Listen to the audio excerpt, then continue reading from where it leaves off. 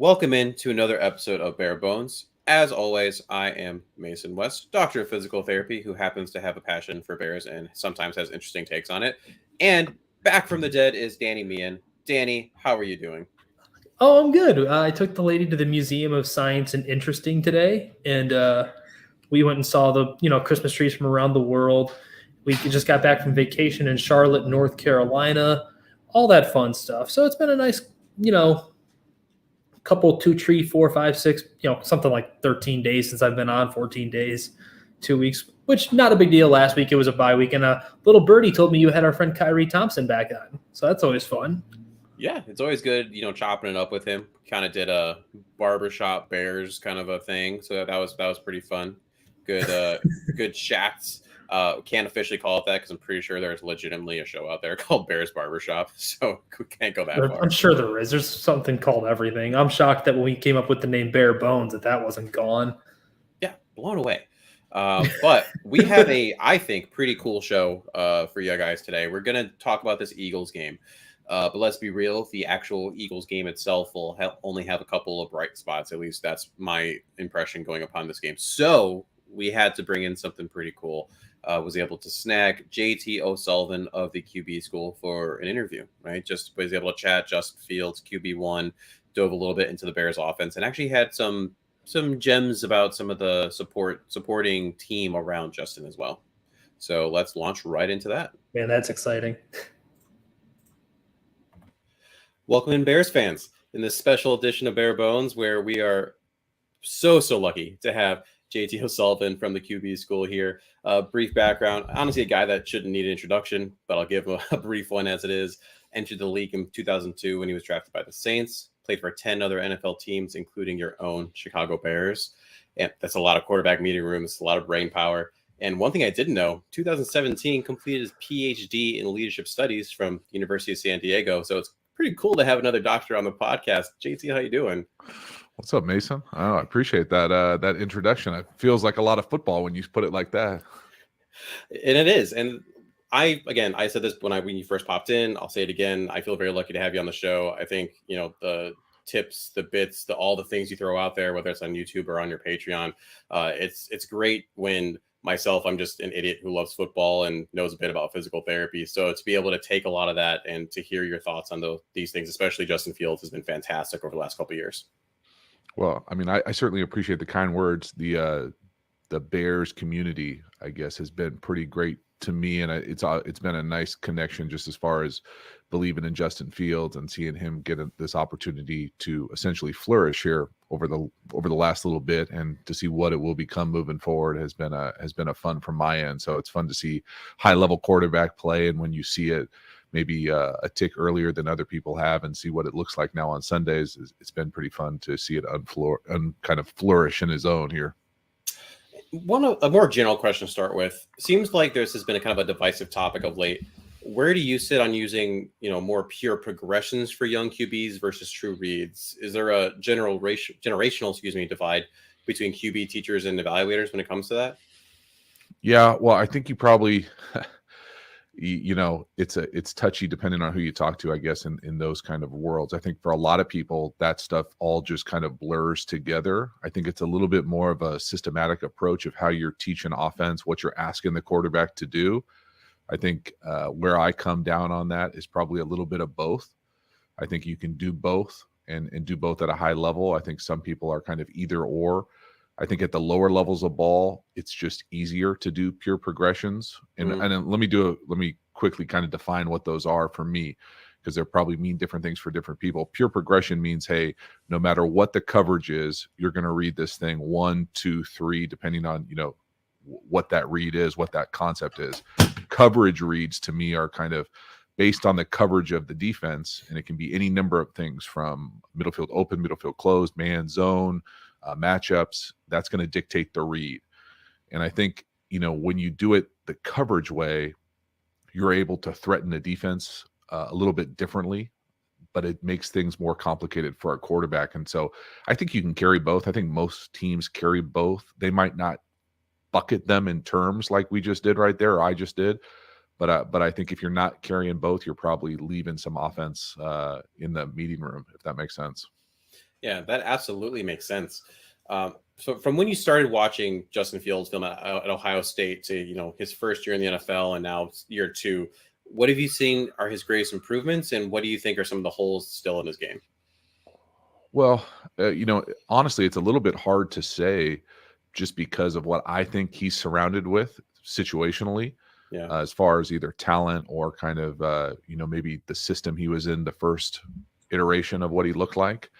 I think the things that we're seeing now are kind of exactly what was on the film and maybe even a better version of it. I don't necessarily think that he was, quite called to be quite the runner that he naturally is and has been able to show. I think there's been flashes of it on his college film of him being able to hawk down somebody or to vertically accelerate like we've seen him do. But to say that we saw him, take off and make the runs that he's made here over the last, handful of weeks consistently on his college film, I don't think anybody has. I think there were flashes of that. But for me, when I'm saying the things that I would love to see for him, and again, it's almost impossible when you have to build the context of, hey, this is his situation right now as far as organizational needs at other positions and maybe some deficiencies that other young quarterbacks aren't dealing with, that yeah. he's able to not only deal with, but really elevate that offense and make it seem like it's much more competent than I probably think it is. I think people probably overreacted early in the season as far as what maybe the deficiencies were and how just really tough it was going to be. It's probably somewhere in the middle. And I think Justin Fields has elevated a lot of those dudes and made them more serviceable than they probably are with other quarterbacks and in other systems. And so I just want to see him with some more talent, with a little bit more stable of a situation on both sides of the ball to be able to go out there and win some games and flourish. If there's one area that I've sometimes seen him, I don't even know if struggles right word, but just hasn't been as good as you would think it would be. It's those grip it and rip it throws, right? Some of the wide receiver screens, things like that. How is that something that could potentially be worked on, on the practice field and transition into games? Yeah, I mean, you certainly can work on that craft. I remember, 15 years ago, seeing Tom Brady, spend special teams periods working on those kind of under center, grip it and rip it type of quick screens that he was famous for a long time. I think it's one of those things that becomes an intentional part of your off-season focus, just because of maybe he wasn't asked to do it consistently. Maybe he's never been asked to do it. Maybe, and this is me kind of grasping at straws here, if there are deficiencies about maybe his upper body mechanics and maybe being a little bit longer than other guys in the league, it probably doesn't help on those kind of grip it and rip it throws. But at the same time, I can think of instances where he's gripped it and ripped it and even gripped it and like turned down throws and come off at different arm angles. So he certainly can do it. I think we're all just looking for a little bit more consistency when it comes to that. The other thing about it is, hey, let's make it a point of emphasis. Let's get the ball out of his hands a little bit quicker. Let's get those quick game things, more of a part of their DNA to be able to take some of the hits off or take some of the holding on to the ball off that can come from whether it's confidence about his ball control accuracy in those grip it and rip it situations. I think it's, unfortunately, that's why it's probably more complicated than I'm making it seem, that it's got to be all of those things, right? It's got to be systematically calling them, designing them, but him executing them at a better level as well. All of those things can go into it. Yeah, absolutely. I think after with the full off season, with as you've kind of been alluding to, different casts, we might see that shift as well. And one thing you did talk a lot about consistently in your videos, whether it was last year or at the beginning of this year, was using Justin as a runner, as the athlete he is, right? And then from the Patriots game on, we saw the Bears do that. He had 14, 18, 15, 13, and 18 rushes. That 18 was in the Atlanta game where unfortunately he got hurt. Injuries were a bit of a part of that leading up to that game. He noted he had heavy legs, and via video to me, when I analyzed it, I felt he was a little slow on that scramble where he ultimately got hurt. And in the last game, he only had 6 rushes, but it was for 71 yards, which is pretty amazing. Where is the sweet spot when it comes to those quarterback runs, knowing that, he's going to have those RPOs, RSOs, and scrambles that are the uncalled plays that he's still going to take advantage of? Yeah, I mean that's the kind of forever question, right? I think unfortunately the answer probably lies somewhere in the middle of kind of less, and it depends. So for me, I'm always going to want to run the quarterback, especially a talented like Justin Fields, in the tight red area, in meaningful short yardage, down and distance. I think that the decision making for me element of it is how are we running him? I think for a guy who kind of struggles to slide, I don't know, I don't pretend to know what his background is, if he played baseball or what, but every slide is like a pop-up double. Like he thinks he's not going to get hit. For me, I'm going back on my back far, try to protect myself, those types of things that I think can help. But I also think he doesn't take a whole lot of like crazy hard shots. So you do see them call a lot of what I consider like gap run schemes between the tackles. Those things for me are more heavy hitters versus kind of the edge pin and pull sweeps, zone reads where you're out in space and can kind of protect yourself a little bit more. So if you're going to call like power read or bash counter, those types of things, I think you have to be a little bit more conscious of. But I'll be honest, I still think they have to call them, and probably more higher volume than just about anybody, but maybe like a Lamar Jackson-ish. And a Lamar is a similar type of guy for me who, even though they're calling quarterback runs, he rarely takes big shots. So he's got great body control. He's got great awareness. He can protect himself. But at the end of the day, there's certainly still an element of, the ability to potentially get hurt, unnecessary hits. I think the question for me, if I was around Justin Fields football-wise, I would say, hey, let's think about taking hits off the entire area of the game. So you can take a lot of hits off just getting the ball out a little bit quicker. We can take hits off by calling quicker plays, perimeter screens, quick game, intermediate timing routes. I think we've slowly started to see some anticipation creep into his game. I would categorize it as, very lowercase a anticipation, but there have been elements of it where kind of he's gotten screwed because he's trusted guys and they've failed him on the perimeter for turnovers. But I want to see some anticipation. All those things for me go into, and of course, better pass protection, better dudes on the perimeter, go into taking hits off the quarterback. And when you're going to ask your quarterback to run it, like they have to ask Justin Fields to run it, I think all those things matter in the aggregate. Well, and you mentioned those anticipation throws, and yes, the Packers game, there was a couple of rough ones in there. And I think I looked at when I saw it, and I think you said the same thing in some of your videos, how it was because, there was some rough routes by some of the dudes that were running those routes. For the rest of the season, how does that anticipation grow? I mean, is that really something that has to get done in the offseason, or is there still change that can be made this year, assuming there's going to be some new dudes next year? Yeah, it can be both. I think the big leaps will come in the offseason with better personnel and just more time into it.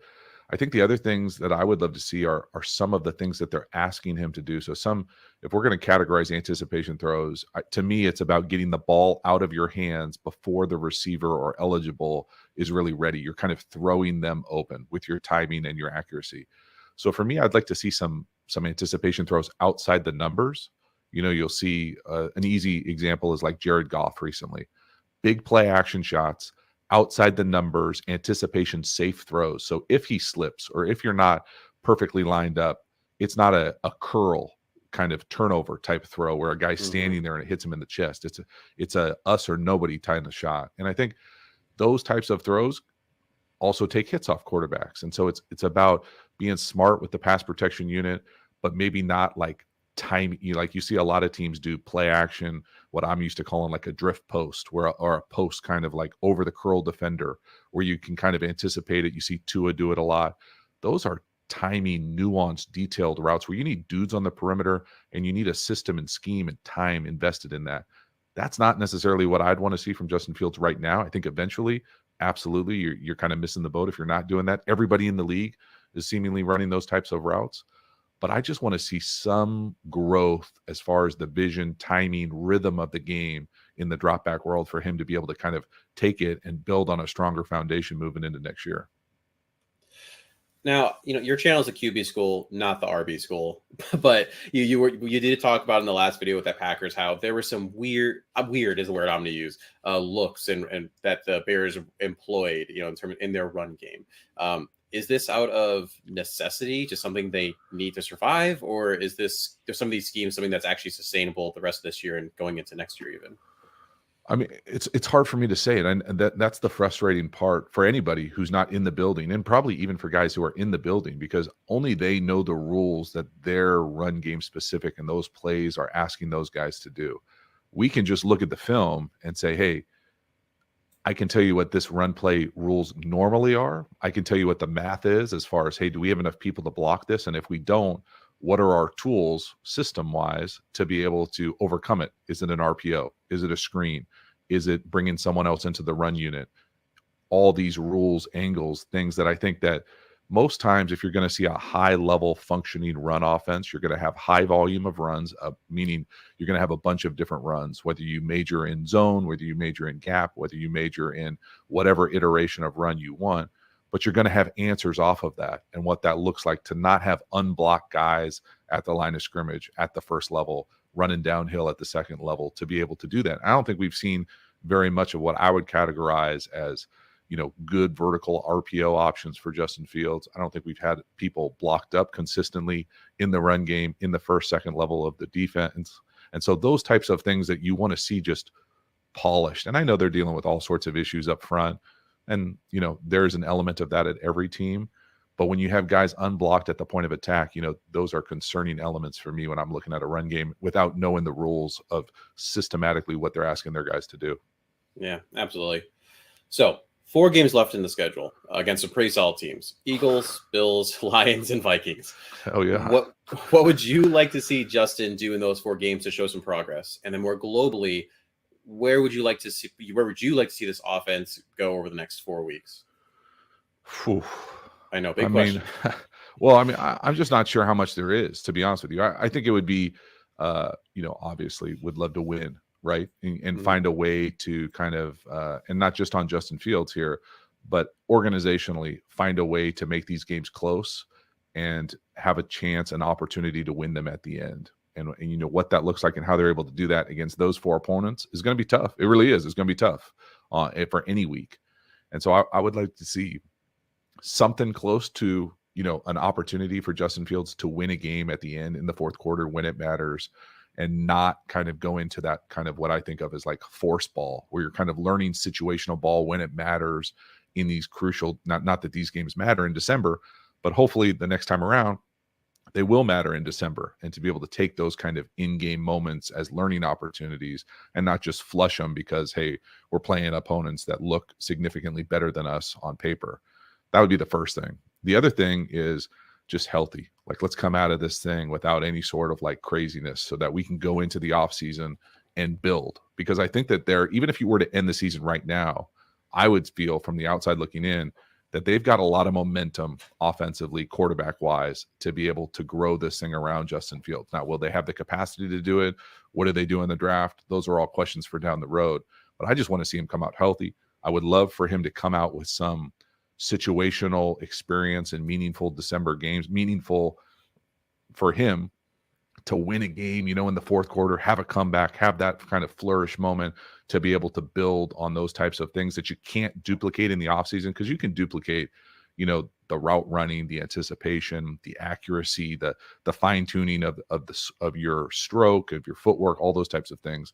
But you can't replicate 2-minute drives. You can't replicate coming, fighting back, or being smart with the ball, or getting the ball out of your hands quickly. Those types of things that I think you can grow and improve on. But at the same time, even if it ended right now, like the season's over for the Bears, I still think that they have a lot of momentum already. You just don't want to lose anything. You don't want to have anything seep away because of a silly injury or put yourself in harm's way for something that, unforeseen, that could really kind of screw with your development over the offseason. One thing you kind of touched on there, there's a bit of a divide right now, like with Bears fans and Bears media, even in terms of what they want the season to be and how important certain aspects are. So, for example, that game-winning drive. So how important is it for a guy like Justin to get that game-winning drive under his belt versus the tank loss? Does that outweigh the moving down and on the draft and way in spring? Yeah, I guess I don't even maybe classifying it as binary as win-loss isn't the best way to do it. To me, I want to see high-level situational ball. It can be even the end of a first half. Those types of drives are similar to game-winning drives at the end of the fourth quarter. I think for me, I just want to see him execute situational ball at a higher level. That can be third down. That can be critical fourth downs. It can be as simple as saying, hey, let's win a game, but I don't really care if you're drafting third, sixth, whatever.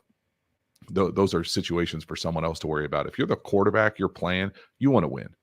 And I think you need to learn to win at the NFL level. And so whether you learn to win this December once or twice, or you learn to win next September, at some point, Justin Fields and the Bears, specifically offensively, are going to have to learn to produce in critical moments and come from behind and have those winning football moments if they want this thing to turn into what I think all Bears fans want, eventually working towards a championship. You have to learn to do that at some point.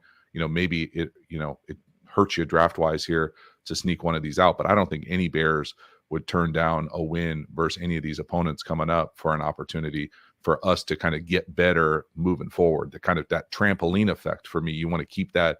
Not that I necessarily believe in momentum going into the offseason, but at some point you're going to have to learn to win. You don't want to have to learn to win in week 5 next year when you're 0-4. Those types of things. That's not the look we're going for. So I think that there is a sweet spot as far as getting better at situational ball that you can't duplicate in the offseason, and feeling like we've got that momentum going in the same direction that we want, and keeping everyone healthy, and feeling like we've got that strong foundation to do what we want to do offensively moving forward.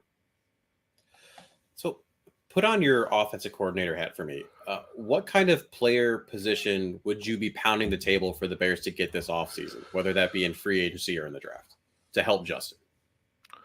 I mean, I personally I wouldn't even say that I'm comfortable enough going through their personnel, other than the fact to tell you, when I turn on the film, it doesn't look like they've got just about any Pro Bowlers on their roster right now, if that makes sense offensively. So you're looking to have some guys who you can build around to be the pillars, whether that's up front, where I think they could get significantly better at certain positions, whether that's on the perimeter with guys who, everybody wants a true one, right? Like, that's no hot take. Like, we'd love to have a number 1 receiver out there. Well, you either have to get lucky or you have to pay somebody. And even then you have to get a little bit lucky. So yeah, we'd love to, elevate the personnel group for everybody who catches the ball. But I mean, everybody needs to get better. I think that they're going to have to be systematic about how they go about it. I'm obviously, as a quarterback, always going to want to invest in the offensive line and the perimeter skill players. I don't think I don't have any hot takes as far as, upgrading the running back game, or, not even, everyone's favorite eligible tackle, I think is serviceable and shown that he's been able to do things. I think that there are got better guys, certainly, that play that position and that can separate versus man coverage better.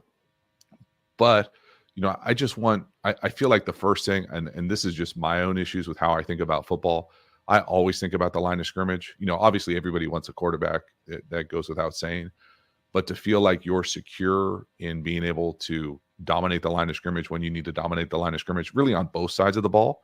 You could easily turn this and flip this and make yourself the defensive coordinator and have the same questions, same issues on the other side of the ball. So until the Bears, for me, solidify the line of scrimmage, I don't think that they're ever going to be as good as they want to be consistently. It doesn't mean you're not going to get flashes from Justin Fields just doing crazy stuff with the ball in his hands, but consistently winning the line of scrimmage on both sides of the ball needs to be an immediate upgrade. Last thing I got for you. I think the rivalry between Justin Fields and Trevor Lawrence, right, going back to high school, college conversation, all that, is something I'm really excited about. I really am pumped for the 30 for 30 in 20 years when they throw that out there. So far, from what you've seen, you just did a video on Trevor Lawrence as well. Please go to his Patreon to check that out. I thought it was really interesting. How are you comparing Trevor Lawrence, Justin Fields? They couldn't be in any different situations, of course, but what do you got on that? Yeah, I mean, it has been a weird thing to watch from afar. I will say that the thing for me, and I think there is some recency bias just to what you alluded to, Trevor Lawrence is playing really good football right now. Like, really, really good football, shockingly good football from what we've seen up until probably the last month-ish, maybe plus month. And his growth has been really impressive. And really specifically with his footwork in the passing game and the way that the ball's been able to come out of his hands a little bit. I think it's a combination of a lot of things.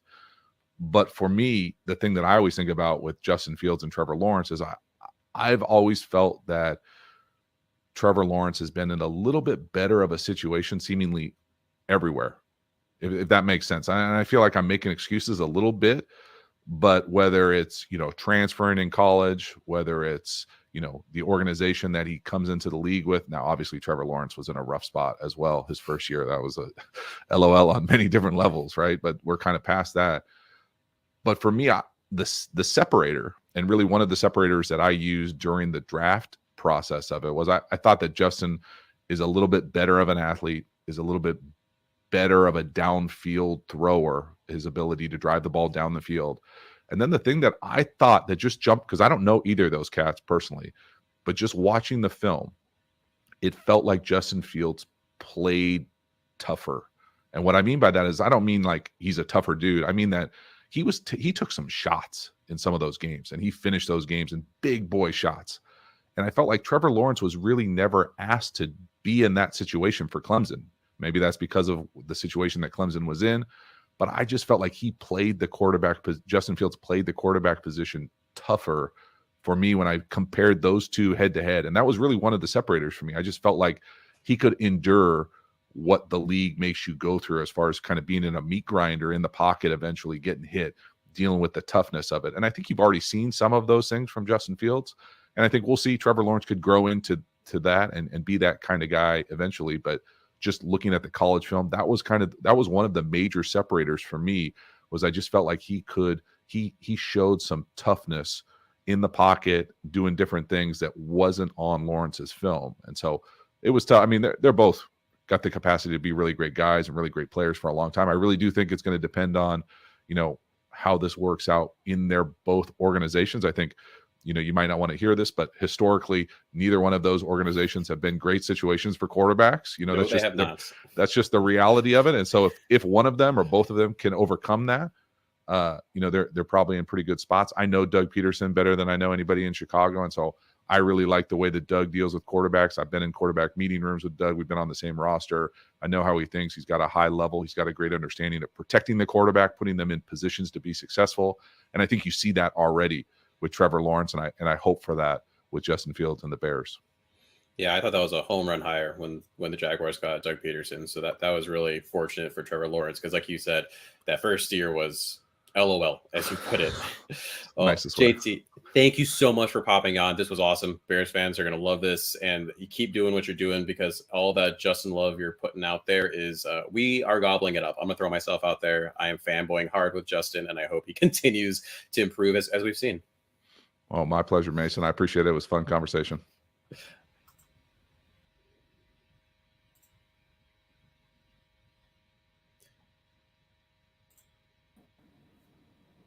Boy, was that fun. Well, and that right there is going to be a nice spot for us to take a short break here before we dive into see our reaction to that interview and then previewing that Eagles game.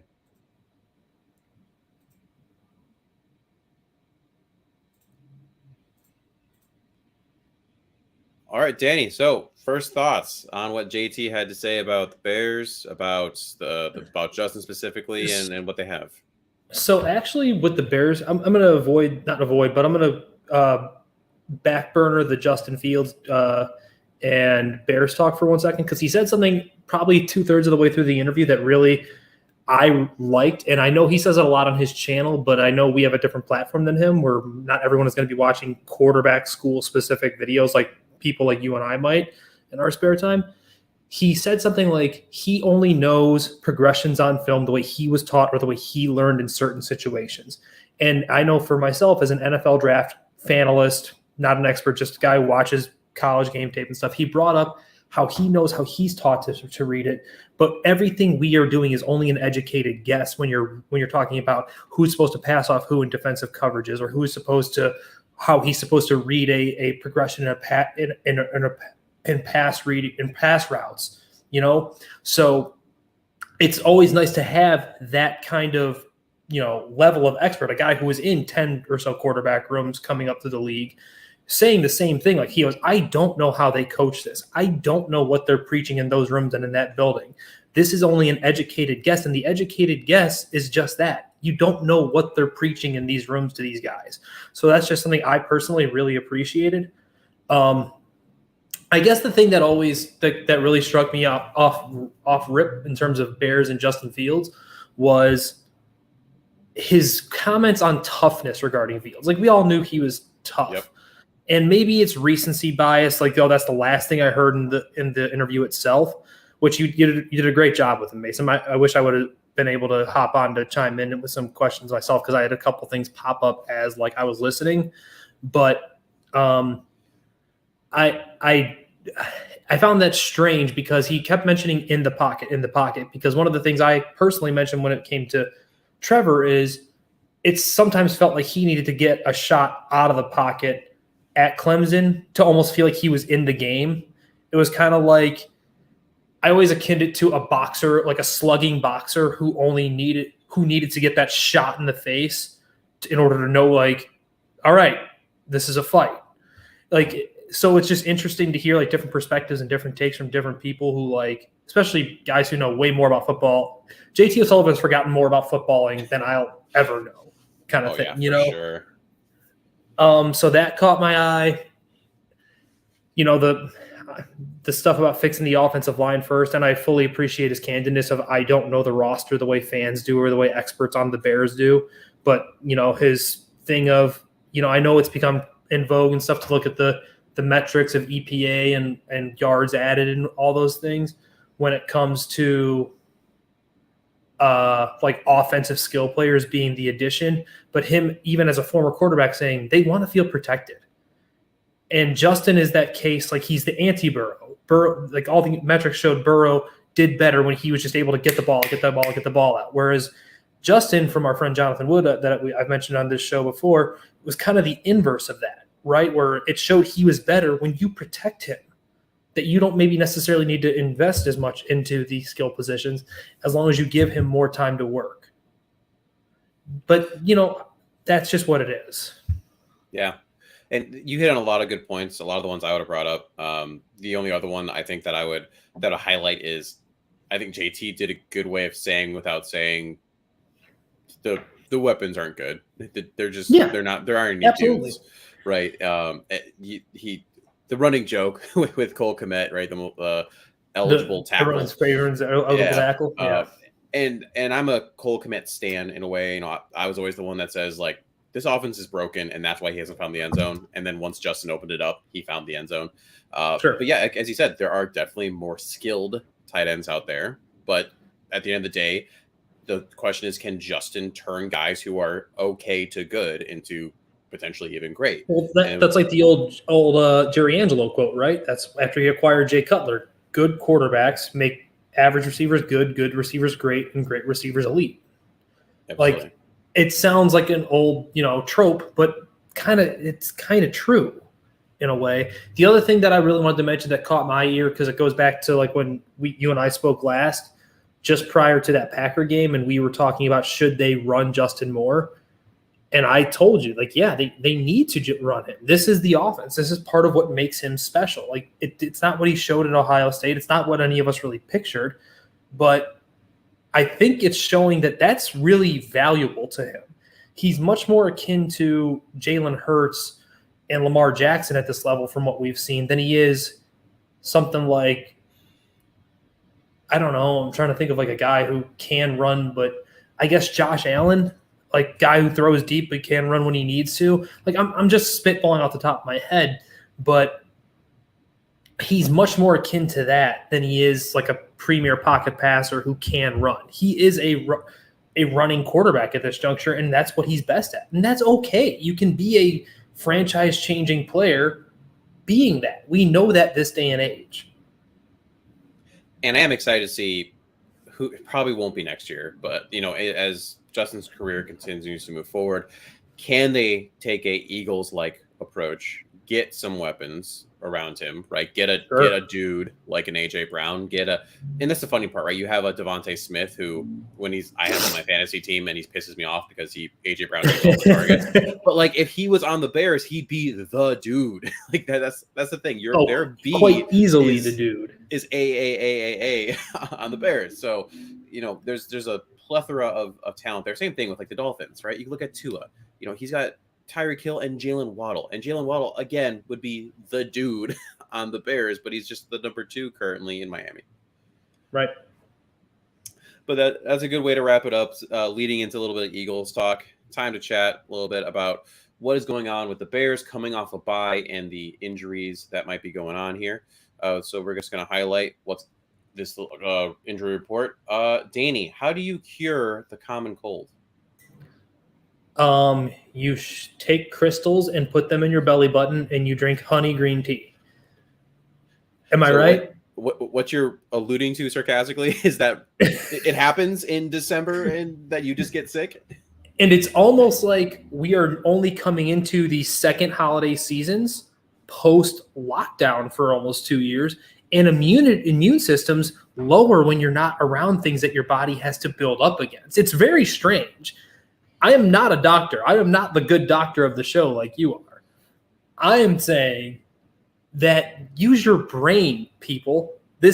People get sick. Immune systems go down when the weather gets worse. It's just how it works, especially in the holidays when, guess what? You're around more people than usual. Yep, spending less time outside, you're indoors more, AC and heat systems and all that are just recycling air back to us.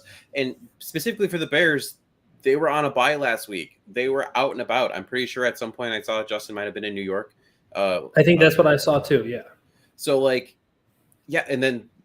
so he picks a little something up on a plane ride back from New York. It wasn't crazy that no one else that day was sick, but also lo and behold, you look at the injury report today. David Montgomery was sick. They were probably sharing a meeting room at some point at the beginning of this week. It's going to happen. We just got to hope that, obviously that after a couple of days, this goes away. But again, this is common. We're just not used to it. I mean, it's just, I hate the tinfoil hat people. It's like, and you and I both know who we're alluding to. If you spend enough time on Bears Twitter, everyone watching our show knows exactly who I'm alluding to. This team does not need to sit Justin Fields out for illness to tank the season. When they openly traded their all-pro off-ball linebacker and the guy who set the franchise record in sacks last year, who is now a healthy scratch, I believe, on the past few weeks for Philadelphia, they were openly tanking the season. They weren't hiding from it. Like, come on. Yeah, it's rough. I get it. I mean, but on the plus side, Mason, on the plus side, I have eggnog. Oh, I have some in the fridge. I wish you told me. I would have grabbed my eggnog. Oh well.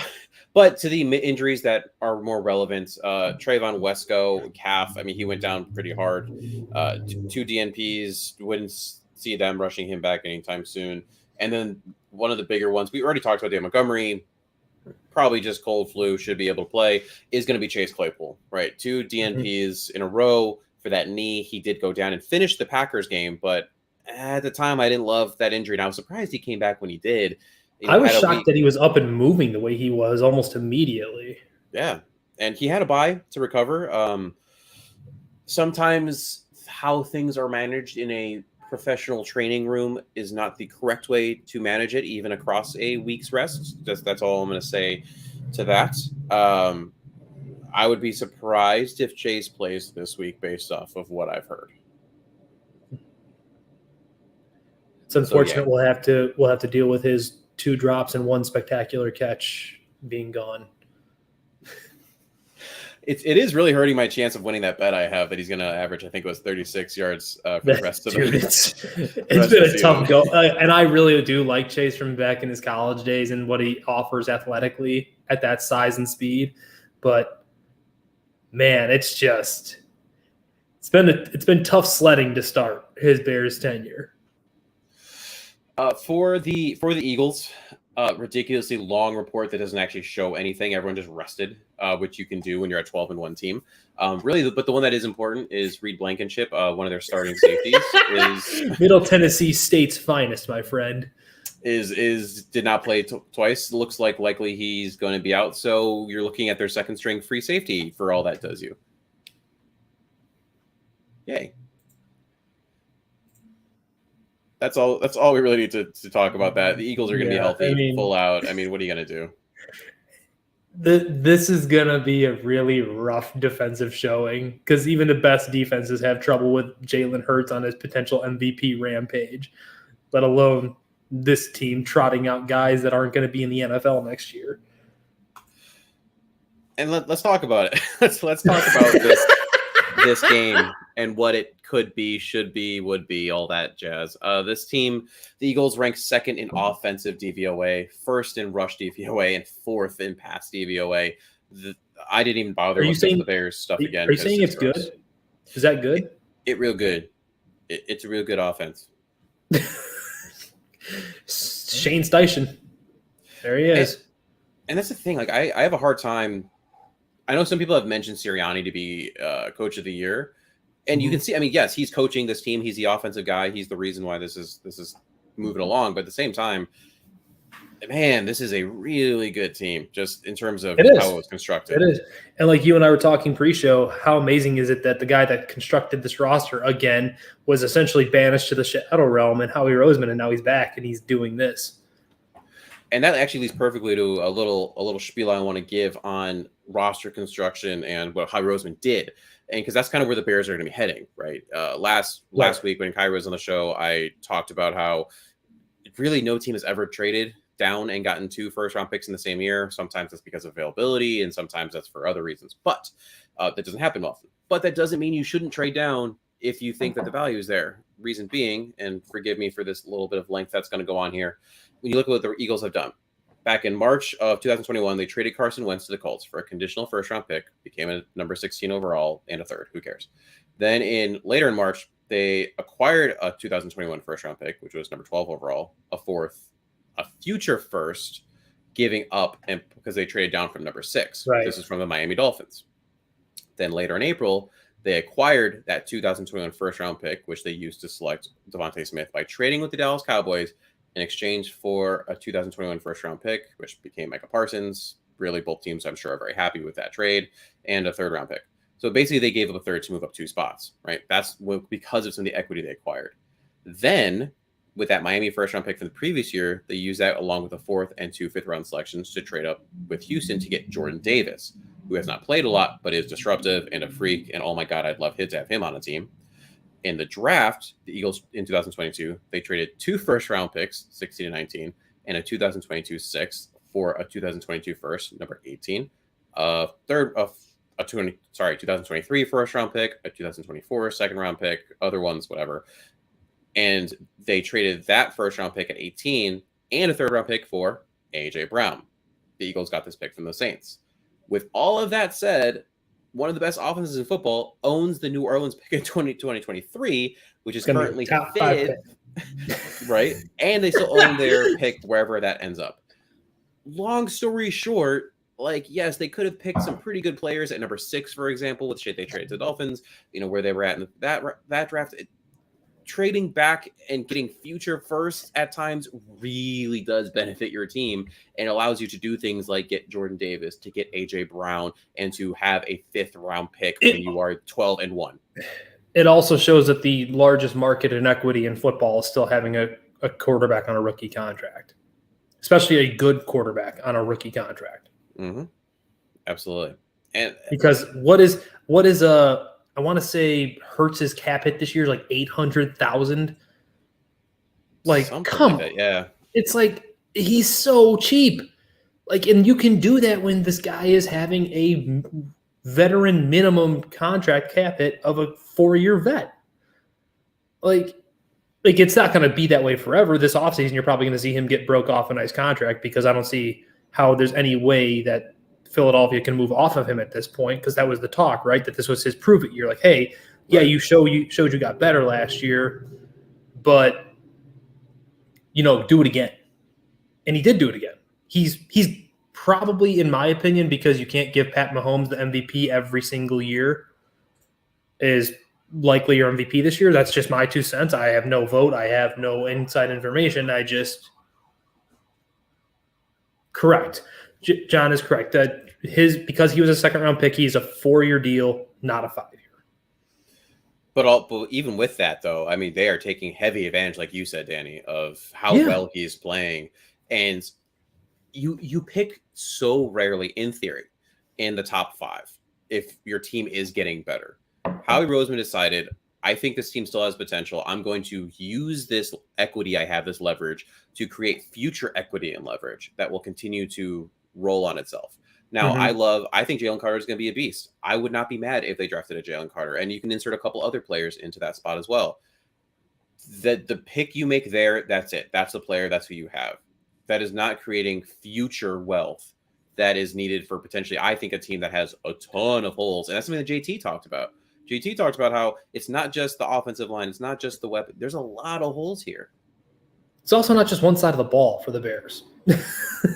Yeah, that's not even mentioning it right. The defense, like, is the secondary solved? No. Are the linebackers solved? They No. probably The pass rush is abysmal. They probably need 6 new starters in their front 7. Oh, anyway, moving on. Moving on. All right, now that we're gonna move on to our love it, hate it, rehabilitate it, where we're gonna pick a matchup, a player, something like that we love, hate, or want to fix in this game. Danny, what do you love about this game? In terms of this matchup, I mean, not a whole lot. That Philly front's going to wreak absolute havoc. The Bears aren't good enough to get open against the likes of Darius Slay amongst the other players within that secondary. I mean, at least there's Justin Fields, and Justin Fields is fun. And he had another week to nurse that shoulder back to health. And against the Packers, that shoulder really didn't look to be an issue at all, which I know was a bit of a point of contention between you and I leading into that game, that you and I thought, kind of differently. If he's ready to play, let him play. If not, sit him, kind of thing. But that's my love. It's just the fact that Justin Fields is playing football again. And I guess I really enjoy how Jaquan Brisker plays football. And I think we've seen him grow up a little bit in front of us. Like, he still has his gas. He's a rookie safety in the NFL, but I think he's going to be a really good player for a really long time in a Bears uniform. And I know when we talked about that, what was that, 2 weeks ago now? 2 weeks. I was thinking that they were going to reduce the number of called carries because of the shoulder. And it seems like they did. They only called 6 compared to 18, 14, et cetera, before that. I would expect that to go back up, right? I don't think that's going to be 6 anymore after the week. The shoulder should be pretty much not 100%. No one's ever 100%, but as close as you're going to be during an NFL season where you separate your shoulder. Correct. My love, and that's really quickly, I guess this is more related. John asked, did you find it odd that Justin didn't get pain-killing shot, Mason? I think that shows a couple of things. I think, one, it shows that at that stage, the week that he was playing during the Packers game, the pain was not to a point that he needed it. Number 2, it shows some wherewithal in terms of some long-term ramifications of the shot. It's not as bad as other joints for sure, but long-term use of any corticosteroid or anything like that can definitely lead to ligament integrity issues. And that's a problem even if it's the other side, that could be a problem for a quarterback talking about shoulder and could lead to future dislocations. Even though this is the AC joint is not the glenohumeral, keep that in mind, but that could still be an issue. I actually want to say your point, it's completely unrelated in terms of sport, but I want to say that's what inevitably caused the shoulder reconstruction on Kerry Wood years ago, was that it hurt. And he kept just getting it shot up because, Kerry Wood just had a pain tolerance like none other. And eventually those shoulder muscles and ligaments are just like, no mas, dude. Like, can't do this no more. Sorry, complete, just woo. Oh, good. No, absolutely, and that's 100% valid. You don't want to start a snowball effect. But yeah, so I'm not surprised, nor do I find it odd. I just think he was outside of the Bears training room. He's got a very good team that is handling his rehab well. Let's leave it at that. My love, I didn't even get to say it, is that Ryan Poles gets to sit back and watch firsthand what a dynamic QB who was in a prove-it year, all the haters around saying that, he wasn't it, what that quarterback can do when given the proper weapons and offensive line. And I hope he has his notebook out and saying, okay, this is what we need to do going forward, is to make, because everyone for a while was talking about how the Bills were the building block, maybe say, hey, this is what we should be doing for Justin. The Eagles are a prime example of what we should be doing for Justin. Right. I would tend to agree with that. My hates, I'll just dive right into it, is this Eagles pass rush versus the Bears O-line. The Bears have faced some better individual talent in the past. Like I think the Cowboys have a better right up front pass rush, but the Eagles, I think, have a much deeper D-line. And with that, the Eagles defense ranks number 1 in sacks and forced turnovers. So the Bears offensive line has to be ready this week because they're coming. Yeah. I would overall agree with your assessment of the pass rush against the Bears. The only thing the Cowboys really had on the Eagles, and it's the thing the Cowboys have on everyone at this point, especially because Aaron Donald is not the Aaron Donald we remember. Micah Parsons is just that guy. He's probably the single most dominant defender in the league at the moment in terms of what I believe to be dominant, the dominant forces, but neither here nor there. I mean, my hated is I feel like I'm going to have nightmares of Dallas Goedert and A.J. Brown and Devonta Smith just running rampant all over this defense, and just there's nothing that they can do about it. Because if you even slow them down a little bit, that means you're probably leaving Jalen Hurts to kind of just run around, and Jack Sanborn's 5.2 40 speed to go catch him. Verifying something. Is Goddard still out? You know what? I might have misspoke. I thought I saw Goddard might have come back. Sorry. Let me double check. No, I'm just double. Still on IR, which, let's be real, is that really the reason difference between Goddard and so that's the report I saw. I saw a couple days ago that he was trending towards a week 15 return. So I'm like, what, a week early, right? So sorry, my mistake.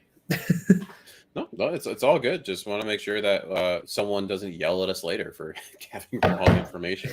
Because heaven forbid we miss something, right? Oh, and don't forget Miles Sanders coming off arguably the best week of his career last week. So that's fun too.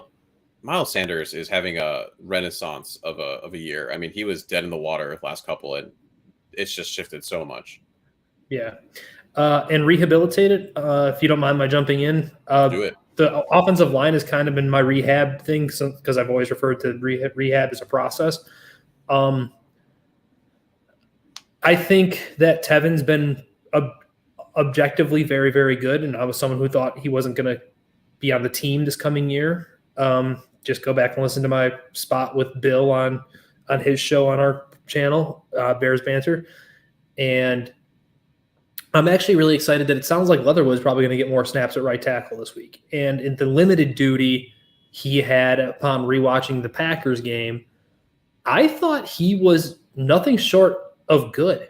Like he was like it's just funny to be like, oh yeah, like he was short good. Like that's our new benchmark. But for a guy who hadn't played and he's coming off of mono and everything, and he's not. You're right. I think even Lester Wilfong, who does our offensive line breakdowns, had him at 10 snaps as plus 10. That means he had 10 straight positive plays. He didn't let up a pressure. He wasn't the cause for a negative run, right? So that's massive, especially if you factor in, let's say he plays well to finish out the season.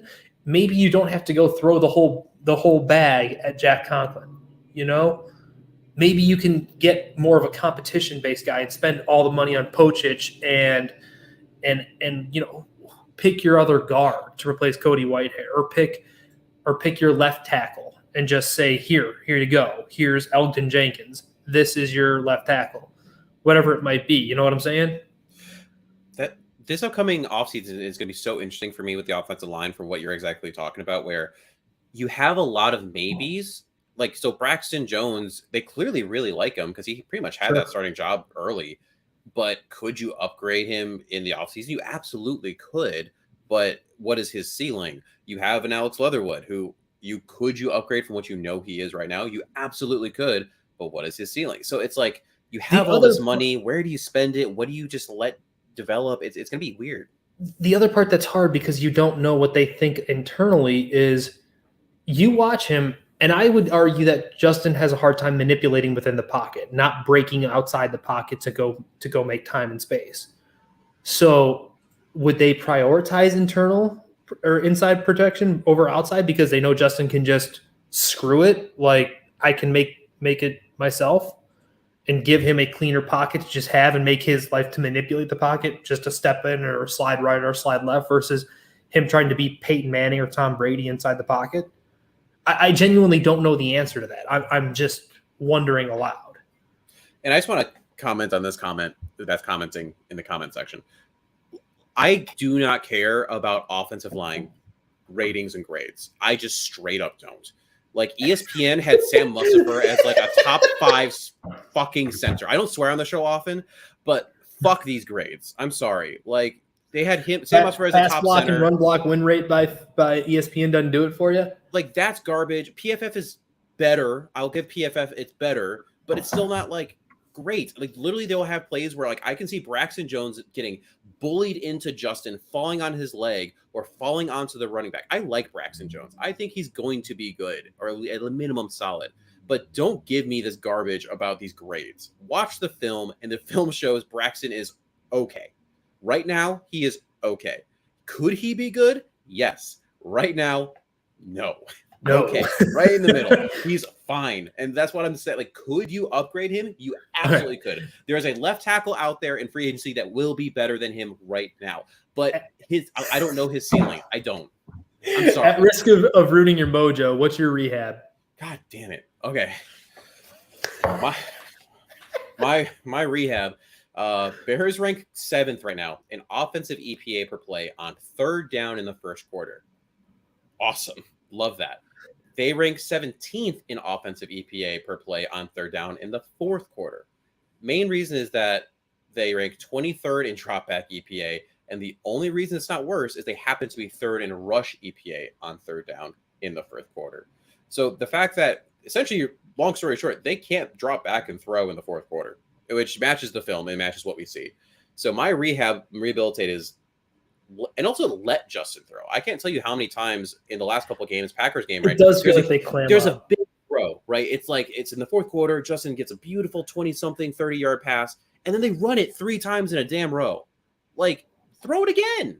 You know what that sounds like to me? That sounds like tinfoil hat Mason is coming out and they're actively trying to coach to lose the games.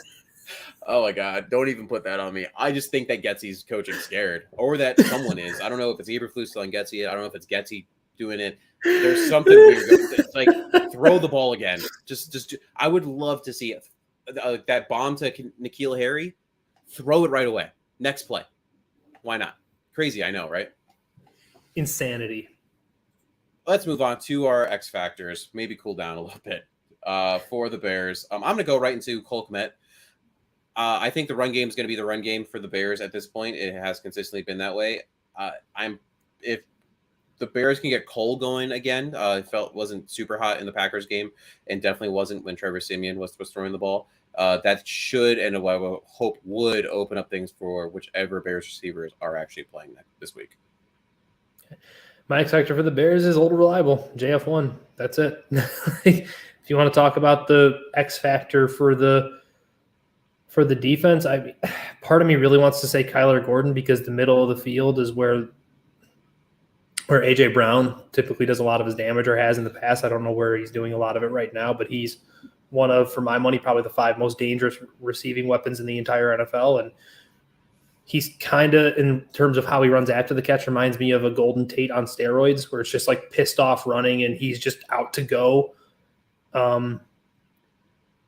Yeah, so I guess Kyler Gordon, good luck if you're my X factor, because he's been nothing short of bad this year, which I don't think it's been fair what the coaching staff's asked him to do majority of the season, where it's been learn 2 positions on the fly as a rookie, one of the hardest positional groups in general to acclimate to in the NFL, but that's what they're asking him to do.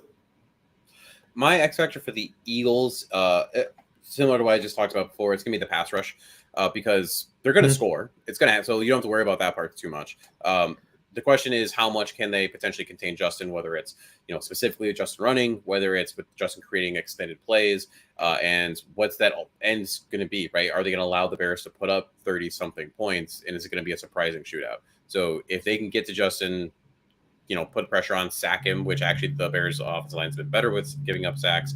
What is that? That's how they really continue. Not like it's really in doubt, but really win this game. That'd be my same one, honestly. Boom. Moving on. Offensive player of the game. Who you got? Hurts. Jalen Hurts. Simple. Just he's playing like a man on a mission to me. Like he's got kind of like, I know inevitably the Panthers lost that Super Bowl, but that like I referred to it as the MVP glow when Cam was on that tirade where it was just like, holy crap, this guy is doing. He was LeBron in football cleats that year, and I only made that comparison because of his size. Jalen Hurts has just got he's got that glow to him where it's like, this dude doesn't care what you do to him. He's going to run it. He's going to throw it. He's going to make plays and make things happen. If Patrick Mahomes wasn't doing Patrick Mahomes things, in terms of his EPA is absurd. There's a graphic floating around where basically every single coverage, every single situation, Patrick Mahomes is the best. If he wasn't playing with a cast that's Travis Kelce and then everybody else, essentially, Jalen Hurts would be my pick for MVP just with what he's doing. But as unfortunately, Patrick Mahomes exists in this timeline that we live in. Sure. So Hurts is number 2 there. I'm going to stick with a Bear just because I'd be sad if I didn't, I guess, just for, the meme. So I'm going to stick with Cole Kmet. I'm going to say that he's going to rack up some receptions down that seam. The linebackers for the Eagles aren't world beaters. I'm not like scared of them like some other teams maybe. So I got him. Defensively, I have Jack Sanborn. He continues to play well. I mean, is he Roquan? No, but he is always in the right place. Even if it's a step or two behind the person he's supposed to be guarding or tackling, he's racking up the tackles, and he needs to be really good in this game, considering the rushing attack between Miles Sanders, Jalen Hurts that they have going on. My defensive player of the game, just because I think the Eagles are really going to kind of share the love, as it were, defensively, where everyone's just going to be making plays. I'll actually go with the returning safety. I love the way that they've really used Brisker, especially prior to that concussion, where he's kind of been like a Jamal Adams chess piece, the way they used to use him in New York, where it was kind of like he'll float around, he'll be a dime backer, he'll be a strong safety. He's doing a lot of little things where it's just kind of like they use him. I want to say he's actually second on the team in sacks still, which is kind of wild, but There's my defensive player of the game. I think he's going to have a nice game and probably -9 at last check. Like, yeah, I think I don't think it's gonna be particularly close, but he'll do his damnedest. And that leads us to King of the North, aka the MVP. Who do you got? AJ Brown. For all the reasons you said. My fantasy team would love that. That'd be great. Get me out of the quarterfinals. I'm going to say, and I know this is homery, but I'm going to say Justin Fields, and this is why. I think when the whistle blows at the end of that fourth quarter, you're going to look at what Justin did on the ground and in the air and compare it to what Jalen did on the ground and the air, and you're going to be like, Justin did that with the cast that he has compared to what Jalen did with the cast that he has. The amount of disrespect that Byron Pringle is catching right now is unneeded. God, man, I wish Pringle was better. He's just not. It's just sad. That's why I picked him specifically, because I know the feeling. Oh, man. And that leads to our over-unders. So we're going to rattle off a couple here and see what Danny's got. Over under 50 yards rushing for Justin Fields. Over. I mean, just because of the breakaway runs he has. It's amazing. Like, he just has a 40-plus yard run every single game. It's like, have you watched the film? But that doesn't actually even matter, because actually the Packers schemed it perfectly to stop that one touchdown he had, and he just said, I don't care. And doesn't he have the most runs of 20-plus miles per hour in the NFL this year? And he's a quarterback? Yep. And he also has, I think it's like the most 50-plus yard runs and touchdown, like in a career. And still leads the league. Is like what, top 7 or 8 in the league in rushing by like, and he hasn't played 2 weeks. Yep, and he's still on pace to break the record for quarterback rushing. Rushing yards. Yeah, he's stupid things. Over under 10 total tackles for Jack Sangad. Over. No one else is making a tackle. Someone's got to do it. Let's flip it. Over under 50 rushing yards for Jalen Hurts. I'll say under, but because he doesn't need to. They're just throwing the ball over the place? Or giving it to Miles Sanders? Like, why subject your MVP candidate to unneeded hits if he doesn't need to? Hey, you're not wrong. Over under 7.5 receptions for AJ Brown. God, over. I'm like, dude, I'm having flashbacks of Justin Jefferson early on in the season where it's like, is anyone going to cover Justin Jefferson? The only reason I'm leaning under on this one because of like Devontae Smith, that he was also going to get very open. And like you talked about the running game and how much they're just going to be able to hand it off to Sanders or throw it to him in the flat, things like that, that I think that'll eat into AJ Brown's receptions, but I don't know. Mm-hmm. Over under 2.5 sacks for the Eagles. Oh, God, over. Dude, I just think they're going to be coming all day long between Brandon Graham and Jordan Davis and just Fletcher Cox. Just they're all coming all the time. Like I said, they have a very deep rotation. Especially when you take who's the kid Robert they Quinn. drafted out of Tennessee a few years back? I can't remember his name, but the defensive end from Tennessee, I want to say, where he played.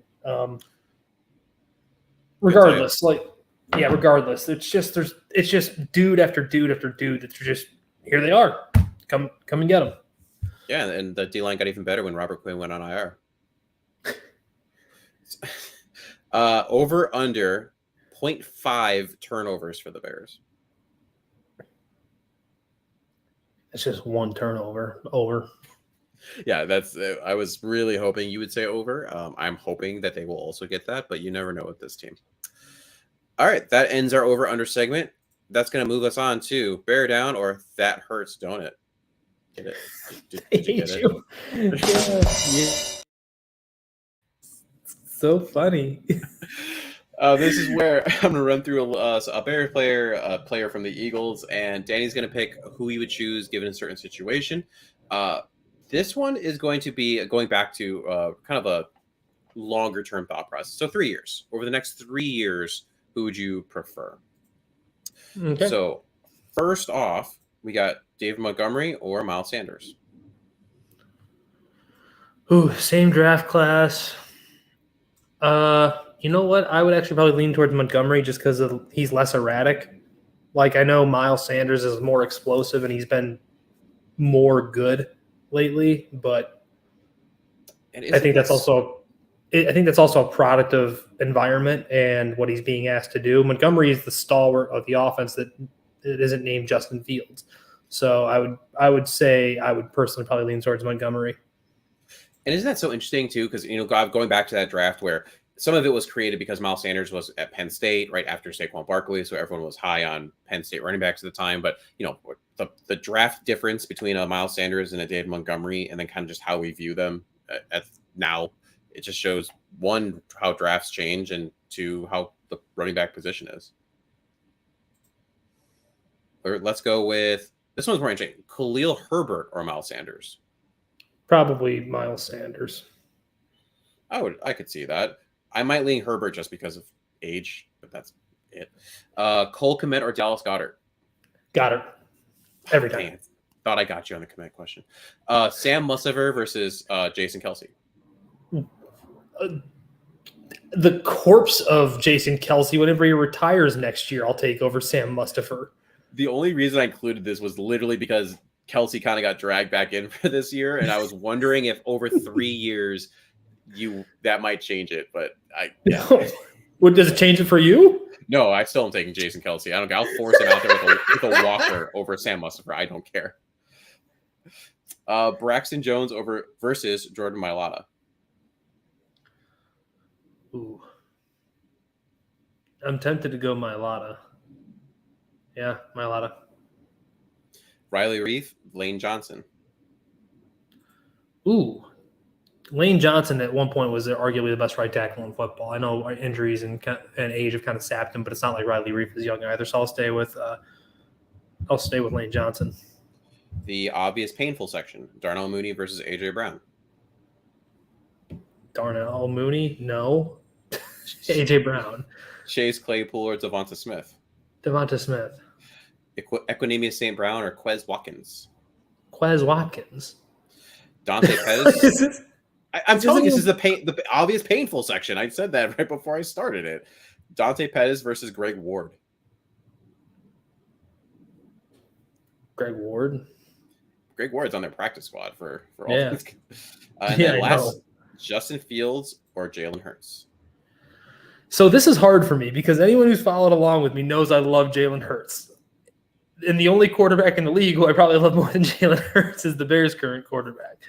So it's Justin.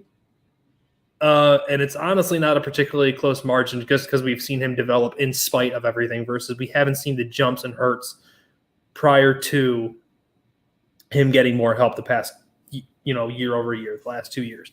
But I will preface this by saying I was one of the few people who would plant my flag saying that when he came out of Oklahoma a couple years ago, I said he was not going to fail. He was at very least going to be a starting NFL quarterback for the majority of his career. So I think on that rare train that you were on too, when during that draft, I was like, God, figure out a way to get Jalen Hurts. Like, obviously, Mitch isn't the answer. Like, who cares what you spent to get him? Get Hurts, and it obviously didn't work out. In our chat, John asks Smith or Mooney. Now that's harder. I'm still probably taking Smith. I'm still probably taking Smith as well. But it's a much more interesting question because A.J. Brown is not a fair question unless you're putting him up against like the other 3 or 4 best receivers in football. No, it's really not. One more offensive one ish. Just someone who scores points. Cairo Santos or Jake Elliott. I know it's easy to rag on Santos, but if he's inside of 50, man, it's automatic. Like there's been some weird ones. But yeah, I mean, for the most part, like you said, inside 50, and he's been nailing them. I mean, there's that weird. Every once in a while, there's an extra point he misses. I don't get that. I don't get it either. But I would probably lean towards Santos. But it's also because it's not like I go out there and watch kickers. All right, let's run through defense real quick. Travis Gibson, Josh Sweat. Dominic Robinson, Brandon Graham. Or no, in the next 3 years? Yeah, 3 years. Probably still Graham. Graham's probably still got a year or 2 left in him. These number of years? Same answer. Doesn't matter. Justin Jones, Linval Joseph. Justin Jones. Jack Sanborn, TJ Edwards. Oh, that's tough because I actually think TJ Edwards could be a Bears target this free agency. That's kind of why I did it, yeah. You know what? I'd probably go Sanborn because I know he's a true Mike at this point. Sand God's in the house. Nicholas Morrow or Kaiser White? Kaiser. I don't think much of Morrow. He exists. Jalen Jones versus Darius Slay. Slay is like one of the most undercover, awesome defensive backs in football, and it feels like nobody wants to talk about it, except for the people that talk about it. Yeah, unless you're specifically like covering Eagles at this point. Jaquan Brisker, Marcus Epps. I love Brisker, so I'm gonna have to go with Brisker. Kyler Gordon, James Bradbury. Kendall Vildor, Avonte Maddox. The answer is usually just whoever isn't Vildor for you, essentially. And that's, which is fair. Vildor has just been, we're not getting into the whole Vildor thing.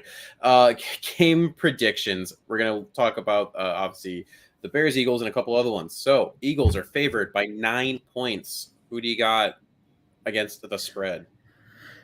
You know what? I think the Bears cover, but the Eagles still win. And it's not going to feel like it's that close, though, if that makes sense.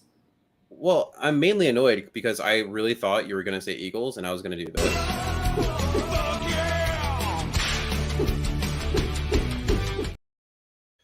But you didn't. So I did it anyway.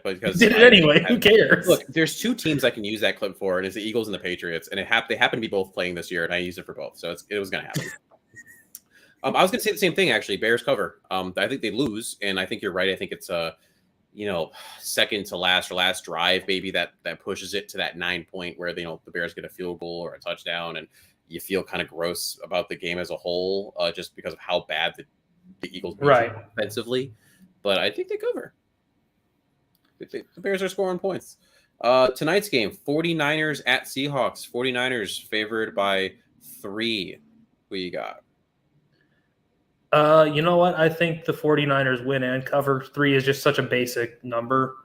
And you know what? That's my music, because anyone who, again, kind of if you followed along with me for a while, Brock Purdy was my absolute guy a couple years ago following his sophomore year. And then he went back and it got worse. Then he went back again and for his senior year, and then it got, even more worse. And it's like, everyone knows that I love you already. I can't go back on this. So I'm embracing the fact that the weird-bodied Brock Purdy is playing well in his limited action so far under Kyle Shanahan. So there. I'll go Oppo with Seahawks. Oppo Taco? I just don't know. I mean, also Purdy's coming. He's banged up too. Ayuk you're also missing Deebo Samuel now. How is that gonna affect your offense? Can Ayuk step up and like legitimately be that number one? I think he can be. We haven't really seen that quite yet fully. Mm-hmm. So that's fair. I'll go Seahawks for now. Sure. The one that we're watching, or I'm watching, Colts at Vikings, because what are Vikings going to be playing for in that final game when they play the Bears? Vikings are favored by 4. Who you got? Vikings on both counts are going to cover and win. I think, and let me say this: I think the Vikings are absolute paper tigers. Uh-huh. We are Amir Smith, Marset ripping the ball away from them. Effectively, I think, winning that game, and that's such a what if. Like, if that doesn't happen, are you sure Justin does it? The way he was playing that game, there is no doubt in my mind, right? So, and they're what? They're 10-2 or whatever it is, and they're a -1 point differential. Yeah, they're not actually good. They're not good. Ball just bounces, luckily for them, every game, and eventually it's going to run out. It's going to run out, and it's probably going to happen in the playoffs in classic Minneapolis fashion. So I think they still win and cover, because I think you know what? I know a lot of people in the football world think very, very highly of Ballard. I think that they might need a whole just changing of the guard. Yeah, you're not wrong there. I mean, I like Ballard, I really do, but I think sometimes your voice loses some tenor, especially when you get your decisions taken away from you. Well, it's also like it's one of those people. I'm one of those people. Like, I agree with paying premium positions or premium players at non-premium positions. So the paying of Quentin Nelson was fine until Quentin Nelson was no longer a Hall of Famer. I don't know what happened. Fell off a cliff. Dude, he went from being the best guard you'd probably ever evaluate at Notre Dame to he can't play dead right now. And Darius Leonard, what does he go by now? I forget what he's going by now, but Leonard is not playing either, and he's one of the best linebackers in football. Like, so I get it. Yeah, you pay but when your non-premium position players that are paid like premium position players aren't playing, and everyone else sucks. This is what it looks like. Shaquille Leonard, thank you, John. But yeah, I knew he had changed it, but Darius Leonard is just forever embedded in my mind. That's fair. That's totally fair. Next one, Ravens at Browns. Browns are favored by 3. The Bears have the Ravens' second-round pick, and Lamar Jackson's out. So the more they lose, the better that pick gets. Deshaun looks rusty as heck, which isn't surprising after basically not playing for 2 years. And also that offense just looks weird and Deshaun-y, if anyone knows what I'm talking about. But who you got? I think that the Browns inevitably still lose, but they cover because that just seems like how the Ravens are winning this year. It's like all ugly. Even when Lamar was playing well, it felt like the games were just oddly close. And I know it was partially because Baltimore was almost like test running different styles of their defense early on in the season when he was on that tear. But I mean this with every ounce of pettiness in my being. I hope Deshaun Watson is awful for the rest of his career. I cannot emphasize that enough. So seeing him struggle to this point has been awesome. Mainly because fuck that guy. Yeah. I never swear. I don't swear a whole lot on the show either because I try to keep it PG-13. But seriously, fuck that guy. It's God, yeah, it made it easy. Made it easy to hate. And Browns made what they felt was a calculated decision to try to push it all in for a Super Bowl, and I think it's biting them in the butt. Good. Um, I'm glad. all that being said, I'm going to pick the Browns to win this. The Ravens looked shaky with Bateman going out with that foot injury. Mark Andrews is like their entire offense / Lamar being a part of that. I do like Tyler Huntley. I think he could be a starter somewhere. I think he deserves. Has he cleared concussion protocol? He has cleared concussion protocol, which is wild. That's the fastest I've ever seen someone clear. I think he might actually get another ding in the head. So if he actually gets hurt again, you heard it first. I think it's going to happen. That's way too fast. That's insane to me. And with all that being said, as rusty as Deshaun looks, I mean, there still can be a run first team if he's not looking good. You still got Amari Cooper. Give me the Browns to cover. Sure. Lastly, upcoming opponent, Dolphins at Bills. Bills are favored by 7 points. Partially, I think, partially the weather, just because can the Dolphins play in the snow? Who you got? I think the Bills win. I think it's going to be a close game, though, but it's not going to feel all that close because this is where, I know that 2 is like 1 or 2 in the league in EPA per play action drop back or something like that. That's all well and good until you don't have the arm strength to push through bad weather. And he doesn't. He just simply does not have that arm strength. You saw it. So it's one of those things like this year by metrics, Tua Tagovailoa has been better than Justin Herbert. If you watched last week's game, there is no way on this earth that you can tell me Tua Tagovailoa is even in the same conversation, atmosphere, stratosphere, country, continent. He's not on this planet with Tua. Like, he's off on a world all his own in comparison to Tua. Tua is an average NFL starting quarterback who is good. He is a very smart offensive mind behind him. And the 2 most game-breaking, arguably, receivers in the NFL in terms of just what their speed can do. And that's fine. That is all well and good until a game like this comes along. Add into that the Dolphins, whether their run game is they need speed. You're not going to have that. They're not going to bruise you in the run game. You're not going to have Tyreek Hill doing Tyreek Hill things in this kind of a game because, again, the weather and all that. So I will trust Josh Allen to just Josh Allen himself all over the Dolphins defense and the run game that has been better for them. I don't know what Josh Allening someone is, but I don't think I want to find out either. Right, you want nothing to do with that. It's not an enjoyable experience. And that leads us finally to a coccyx and bowl story, basically our bold predictions. My offensive one, Kari Blasingame gets his first touchdown with the Bears. And my defensive one, Kylie Gordon comes off the long break and gets a pick while Brisker gets a sack. All right. My coccyx and bowl story. Equinemius St. Brown famously does not have a 100-yard receiving game since high school. He never even had one at Notre Dame. Ugh. He's going to eclipse that this weekend. I don't know why I believe this, but it's ridiculous and it's fun. And we're going to say Kyler Gordon gets interception number 2 on his career. Well, if he has a long catch like he did against the Packers, that's already a giant chunk. There you go. Now you just need a couple more. Bingo. All right. Well, that's what we got. Hopefully you enjoyed this episode coming off of the bye. Thanks again to JT Sullivan. Please go follow him at the QB School if you aren't already. Go check out his Patreon. It's $5 and it's so good. Honestly, all the information you get just for the Justin Fields videos is fantastic. Then you get every other quarterback. They did a Jared Goff one, which is, if you're a Lions fan, gross, but go watch that. Trevor Lawrence one was very good. And then he's also got other stuff teaching. So if you're someone who coaches, whether maybe it's middle school, high school. He's got tons of stuff there.